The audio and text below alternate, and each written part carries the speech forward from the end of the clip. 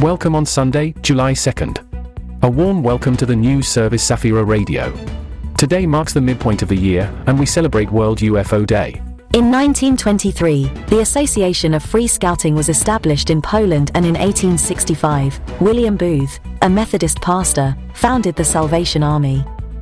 In 1489, Thomas Cranmer, an Anglican clergyman and Archbishop of Canterbury, was born. When Mary I Tudor became Queen of England, in an action defending Catholicism, he was imprisoned and executed on charges of treason.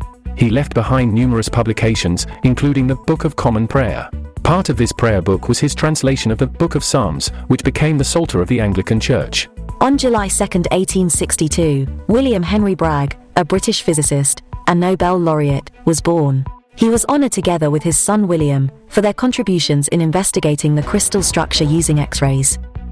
In the early Christian church, Sunday teaching is based on the 10th chapter of the Gospel of Matthew, verses 40 to 42. The text emphasizes the principle of hospitality and acceptance. It draws attention to the significant role of each member of the Christian community. It points to the value of small acts of love and kindness, which are appreciated by God. More can be found in the church's news service at www.christiansimpeland.com. Moving on to current news. Considering the challenging situation in France, religious leaders have called for dialogue and peace. They also stressed the need to protect trust between society and the law enforcement agencies. Carlos Moedas, the mayor of Lisbon, announced that preparations for World Youth Day are almost finished. However, he expressed concern about the government's delay in preparing a communication plan. Pope Francis met with Stella Assange, the wife of WikiLeaks founder, at an audience. Stella wrote on social media that her meeting with the Pope deeply moved her. Her husband awaits the outcome of an appeal against the court's decision to deport him to the USA. He is being pursued for publishing confidential documents on controversial actions of the US government. He faces several decades in prison.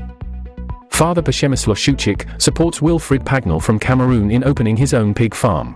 Like many young Cameroonians, Wilfried dreamed of a European paradise. After many conversations with the missionary, he realized that leaving his country is not the solution. With support, he managed to convince his family to return to Cameroon and start their own business. However, funds are still lacking to complete this project. Pope Francis received a delegation from the Orthodox Ecumenical Patriarchate. The delegation also met with the Dicastery for Promoting Christian Unity.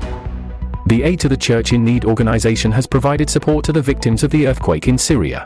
Aid is also planned for Lebanon, where an economic crisis threatens children's education.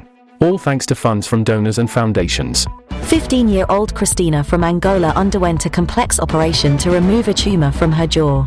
The surgery took place at a hospital in Alston.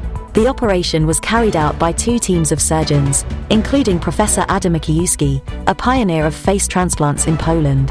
The surgery was free, and after convalescence, the girl will return to Angola with the possibility of continuing therapy. Dariusz Kar, the leader of the band What's Sacred Here?, reminds us that the most important superpower of a father is love. He recommends fathers consciously experience each day as a gift from God. He suggests intense contact with children, instead of constantly providing new attractions. 14-year-old Cody Michelin impressed internet users, mowing lawns for $5 to raise money for a date with his girlfriend. His story became popular when his neighbor, Ryan Cox, posted a picture of Cody and shared his story on social media. After a whole day of hard work, Cody earned enough to take his girlfriend out for dinner. He also bought her flowers.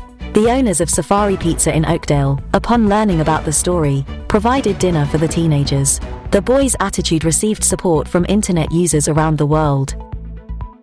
That concludes all the news in the news service of Safira Radio. Orthodox, Catholics and Protestants together. May God bless us all.